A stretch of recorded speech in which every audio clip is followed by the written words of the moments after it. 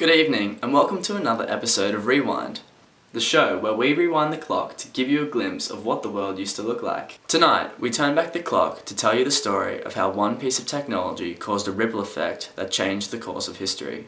This ripple effect saved the environment and furthermore saved the tourism industry from a dark and terrible fate. We begin our story in the year of 2016. It might come as a surprise to some that at one point in history, the legitimacy of human-induced climate change was actually debated. Of course, now this seems absurd, but even as recently as 2016, whilst the effects of climate change were blaringly obvious, many politicians maintained denial, claiming the science was unconvincing. I am, as you know, hugely unconvinced by the so-called settled science on climate change. First of all, I'm not a believer in global warming. I'm not a believer in man-made global warming. It could be warming and it's going to start to cool at some point, and I think it's very low on the list. So I am not a believer. At the time, NASA were reporting on evidence for rapid climate change, recording extreme events like sea level rise, global temperature rise, warming oceans, shrinking ice sheets, declining Arctic sea ice, and glacial retreat. As all this was going on, a technology we are very familiar with today was breaking into the commercial market. In 2016, the number of active virtual reality users hit 43 million, a vast increase in comparison to 2015, which only saw 6.7 million users. Due to this boost in the VR industry, the projected usage of VR exponentially increased. Facebook also launched a live function, which popularized live streaming in social media, a feature that would be later applied to VR technology. In 2019, tourism councils across the globe partnered with Facebook Virtual Reality as a way to market destinations to the public.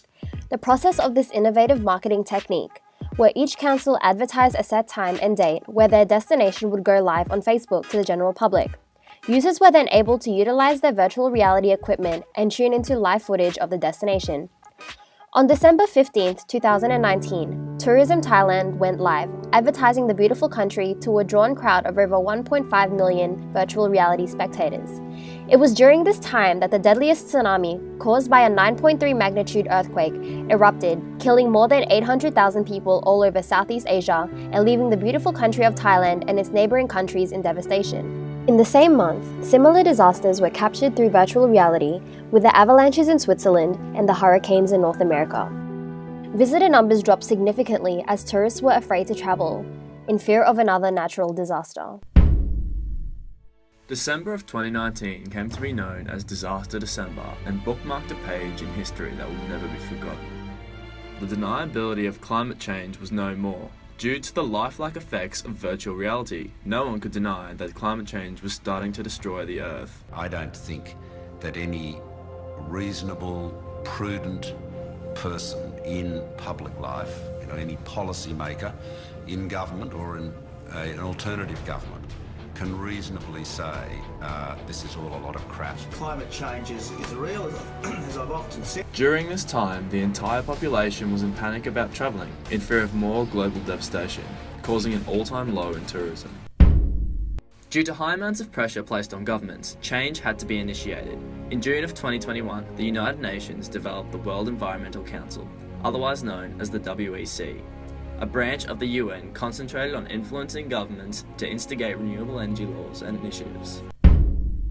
Fast-tracking to the year 2023 to 2025, the WEC successfully persuaded governments to implement a renewable energy plan, which included the use of renewable energy sources in the hope to minimise pollution.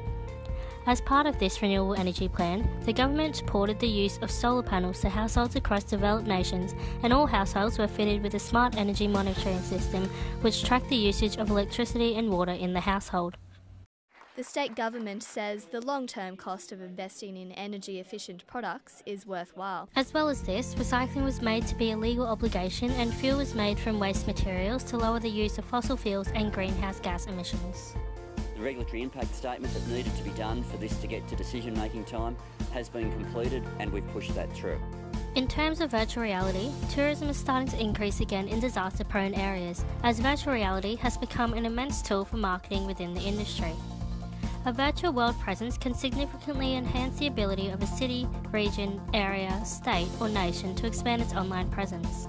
The use of virtual reality can also provide virtual tours for individuals who for some reason, such as disabilities or financial hardship, cannot travel to the area, but are readily available to do so in their virtual lives.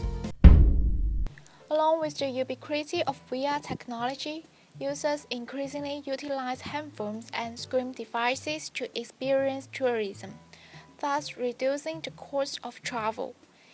VR technology has been the main form of marketing in tourism. Hotels and tourist destinations use VR to attract tourists and provide them with a temporary travel experience. People have realized the importance of protecting the environment and take action. Lots of famous natural attractions are now protected under new environmental laws, and new attractions are opening due to the development of technology and the preservation of our beautiful environment.